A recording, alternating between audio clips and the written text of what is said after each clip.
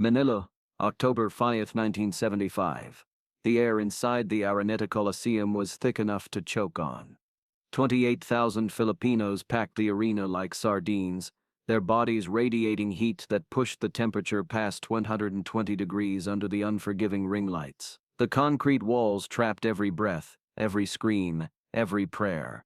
There was no escape from the heat. There was no escape from what was about to happen. And somewhere in the back corridors, in a dressing room that smelled of sweat and liniment and fear, Muhammad Ali was getting his hands wrapped for what would become the most brutal fight in boxing history. But this wasn't just about a championship belt. This wasn't just about legacy. This was about hatred. Pure, undiluted, 4 years in the making hatred. This was about two men who had spent years trying to destroy each other. Not just in the ring but in the press, in the public eye, in the deepest corners of their souls. And before the sun rose over Manila Bay, both of them would come closer to death than either had ever imagined possible. The beginning of the end. The story of Manila actually began 4 years earlier, March 8, 1971. Madison Square Garden. The fight of the century. Muhammad Ali had just returned from his 3.5-year exile, stripped of his title, banned from boxing, nearly imprisoned for refusing to fight in Vietnam. He was 30 years old. His legs weren't quite what they used to be. But his mouth, his confidence, those were sharper than ever. Joe Frazier was the man who had claimed Ali's throne. Undefeated, relentless, a left hook that could crack concrete. The world stopped to watch them collide. Frank Sinatra was at ringside, shooting photographs. The fight was broadcast to 300 million people across 50 countries. And in the 15th round, Frazier caught Ali with a left hook that sent him crashing to the canvas. Ali got up, but he lost the decision. Unanimous. It was the first defeat of his professional career, and something inside him cracked that night. Not his jaw, but his certainty. For the first time, Muhammad Ali understood that he was mortal. But what cut deeper than the loss was what came after. So he turned Joe Frazier into a villain. Joe Frazier is too ugly to be champ, Ali told reporters. Joe Frazier is too dumb to be champ.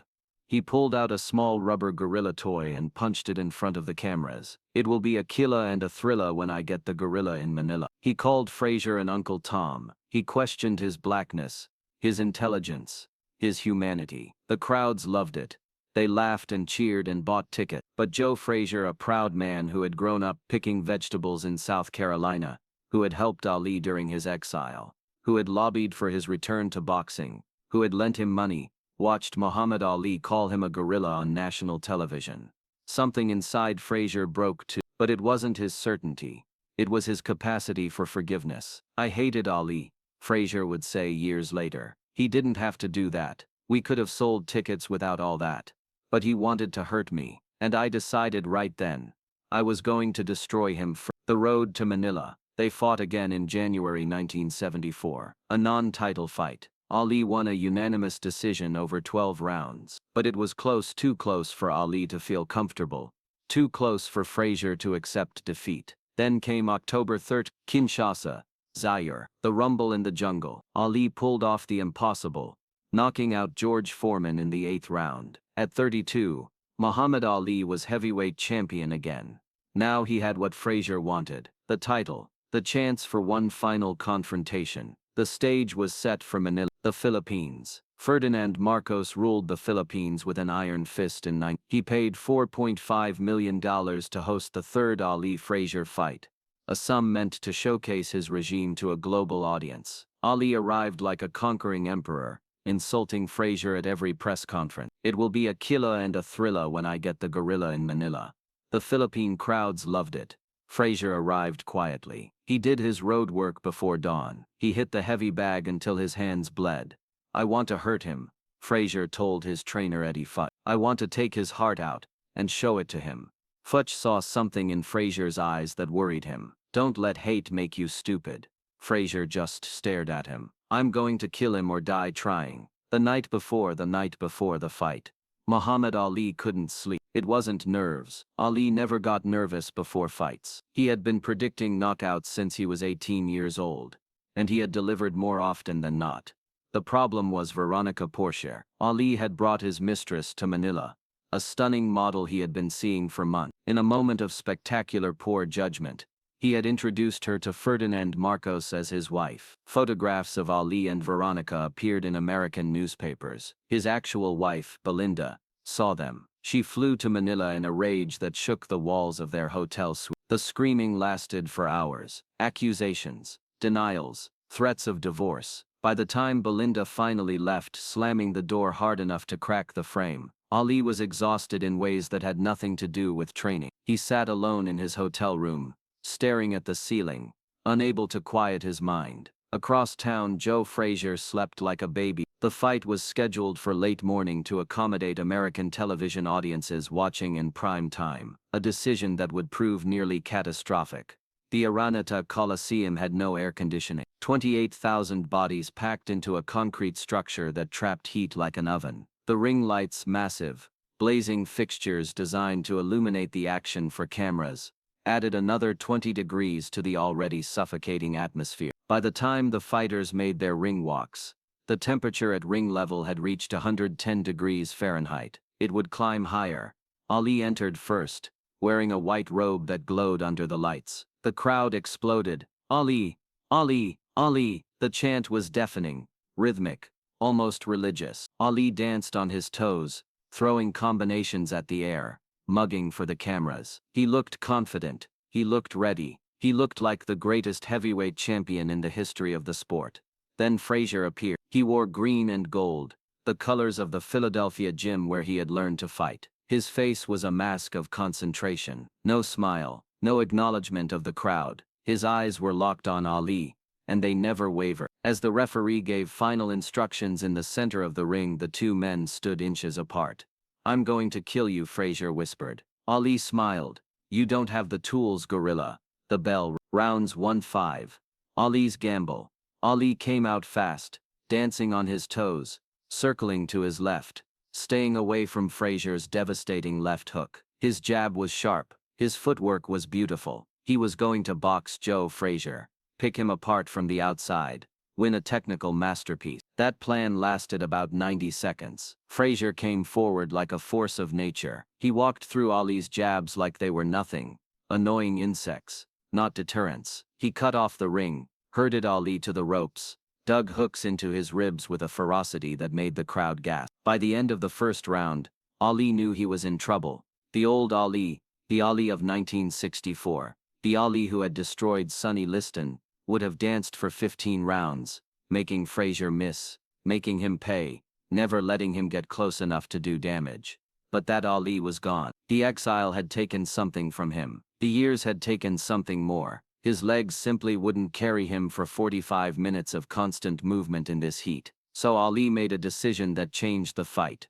If he couldn't outbox Frazier, he would outfight him. Starting in round 2, Ali planted his feet. He stopped running. He stood in the center of the ring and traded punches with one of the hardest hitters in heavyweight history. It was madness. It was suicide.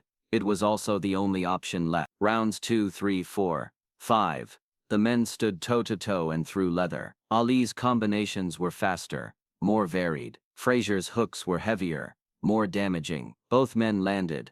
Both men absorbed punishment that would have ended most fights 3 times over. In his corner after the 5th round, Ali's trainer Angelo Dundee worked frantically to reduce the swelling around Ali's eyes. "You're fighting his fight," Dundee shouted over the crowd noise. "Move. Use your legs." Ali shook his head slowly. "Can't," he said. "Legs are gone." Dundee stared at him. "Then this is going to be a war." "I know," Ali said. "I know." Rounds 6 and 10.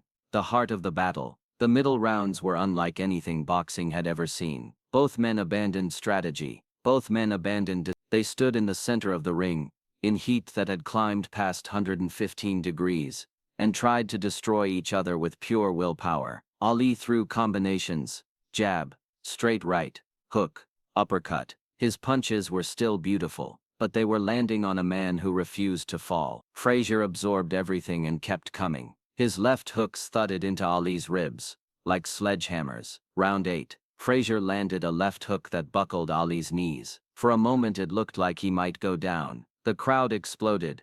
He didn't fall. He grabbed Frazier, held on until his head cleared, then fired back with right hands that snapped Frazier's head sideways. Frazier's face began to swell. His left eye started to close, but he kept coming. After the 10th round, Ali slumped on his stool and said something his cornermen would never forget. "This is the closest I've ever been to death." Across the ring, Frazier told Eddie Futch, "I can't see. My left eye is gone. We should stop it," Futch said quietly. Frazier grabbed his arm. "Don't you dare." 3, 4. Each punch snapped Frazier's head back. Each punch closed his eyes a little more. Each punch brought him closer to the end. But Frazier wouldn't stop. He couldn't see the punches coming anymore, but he could feel Ali in front of him, and he kept moving forward. He threw hooks that landed on air. He threw hooks that landed on Ali's arms. Occasionally he threw hooks that landed clean. When they did, Ali shuddered. Round 12. Ali was dominant now. His punches were landing at will. Frazier's face had become a mask of bruises, purple, red, swollen almost beyond recognition. His mouthpiece flew out. The referee retrieved it. Frazier barely noticed. Round 13. Ali poured it on. Right hands, left hooks, uppercuts that seemed to come from the floor itself. Frazier stumbled. Frazier wobbled. Frazier's legs buckled once, twice, 3 times. But he didn't fall. He would never fall. He would die on his feet before he went down. The crowd was screaming. The heat was suffocating. Both men were operating on something beyond physical capacity, something that transcended sport and entered the realm of pure human will. Round 14. Ali came out throwing everything he had left. His punches were slower now. Exhaustion was claiming him too, but they were still accurate. Frazier walked into right hands he never saw. His mouthpiece flew out again. Then something happened that nobody expected. Ali stopped punching. He stood in the center of the ring, arms at his sides, and just looked at Frazier. It was an act of respect, disguised as exhaustion, or maybe exhaustion disguised as respect. Nobody would ever know for sure. Frazier, blind and battered, sensed that something had changed. He threw a left hook that missed by 2 feet. The bell rang. Both men stumbled to their corners, and then came the moment that would define the Thrilla in Manila forever. Frazier's face was unrecognizable. Both eyes were swollen completely shut. He couldn't see his own hands in front of his face. Blood seeped from 6 cuts. His lips were split. His cheekbones were cracked. And he was still trying to get off the stool. "Sit down, son," Futch said quietly. "No," Frazier growled. "No, I want him. Let me go. Let me finish this. It's over, Joe." "It's not over," Frazier screamed. He tried to stand. His legs wouldn't cooperate. He tried again. "I can beat him, Eddie. I know I can beat him. Just give me one more round." Futch knelt down,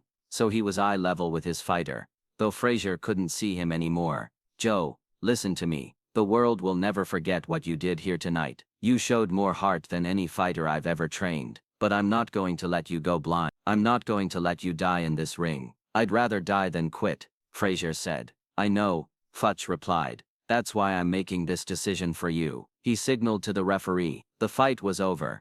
Muhammad Ali was still the heavyweight champion of the world. Aftermath. When the referee raised Ali's hand in victory, there was no celebration. Ali's eyes rolled back in his head. His legs gave out completely. His cornerman caught him before he hit the canvas and half-carried, half-dragged him back to his stool. For several minutes he didn't move. The crowd, expecting a victory dance from the greatest showman in sports, fell silent. Medical personnel rushed into the ring. "Is he okay?" someone shouted. "Is he breathing?" Ali was breathing, barely. His body had given absolutely everything it had. Later, in his dressing room, surrounded by reporters and photographers, Ali spoke the words that would define this fight forever. "It was like death," he said, his voice barely above a whisper. "Closest thing to dying that I know of." Someone asked about Frazier, about the insult, about the guerrilla comments. Ali closed his eyes. For a long moment he didn't answer. "Joe Frazier is a great, great man," he finally said. "He's the greatest fighter I ever fought. I didn't mean those things I said about him. I said them to sell tickets, but I didn't mean." In his own dressing room, Joe Frazier sat in darkness with ice packs pressed against his ruined eyes. He heard about Ali's comments, the praise, the almost apology. It didn't matter. Some wounds don't heal. Ali fought 9 more times over the next 6 years, but the speed was gone. The reflexes were shot. The magic had dimmed. Some believed Manila took years off his life, that the punishment he absorbed accelerated the Parkinson's disease that would claim his later years. He retired in 1981, after losses to Larry Holmes and Trevor Berbick. The final image of his career was not a knockout, but a slow, sad defeat. Frazier retreated into bitterness. He watched Ali become a global icon, a symbol of resistance and courage, beloved by millions, showered with honors and awards. Meanwhile, he remained the villain of a story he had never agreed to star in. Every time someone mentioned the guerrilla comments, the wound reopened. Every time Ali was celebrated, Frazier felt the sting of being forgotten. "I hated Ali," Frazier said in a 2001 interview, 26 years after Manila. "I know it's wrong, God might not like me saying that, but it's the truth. That man took something from me that I can never get back." And yet, when Ali lit the Olympic torch in Atlanta in 1996, his hands trembling uncontrollably from Parkinson's disease, Frazier was watching on television. Someone asked him what he felt, seeing his old rival reduced to that condition. He paused for a long time. When he spoke, his voice was thick with something that might have been anger, or might have been grief. "I felt sorry for him," Frazier said. "He was my brother." The end. Joe Frazier died on November 7, liver cancer. He was 67 years old. Muhammad Ali, despite his illness, released a statement. "The world has lost a great champion. I will always remember Joe with respect and admiration. My sympathy goes out to his family." Those who knew Ali said he cried when he heard the news. He cried for the friend he had betrayed. He cried for the rivalry that had cost them both so much. He cried for all the words he could never take back. Muhammad Ali died on June 3. He was 74 years old. At his funeral, speaker after speaker praised his courage, his principles, his willingness to sacrifice everything for what he believed in. They called him the greatest. They called him a hero. They called him a champion. Nobody mentioned Joe Frazier. But somewhere, in the silence between the eulogies, you could almost hear the echo of that night in Manila. Two men in unbearable heat, pushing themselves to the very edge of death. One couldn't see, the other couldn't stand, and neither would quit. The Thrilla in Manila remains the greatest heavyweight fight ever contested. Not because of the skill, though both men displayed extraordinary technique. Not because of the drama, though 14 rounds of warfare certainly provided. It endures because of what it revealed about the human spirit, about the depths we can reach when everything is stripped away, about the price of hatred and the possibility of redemption. Ali called it the closest thing to dying. Frazier called it the night he gave everything and still lost. The rest of us call it history, but maybe it was something more than that. Maybe it was a lesson about what happens when two people who should have been brothers choose to be enemies instead. In the end, both men paid the price, and both men carried Manila with them, in their bodies, in their memories, in their souls, until the day they died. 49 years ago, in a sweltering arena in the Philippines, two warriors tried to destroy each other. They very nearly succeeded, and the echoes of that battle, the punches, the pain, the pride, the regret, still resonate today, because some fights never really end, they just fade into legend.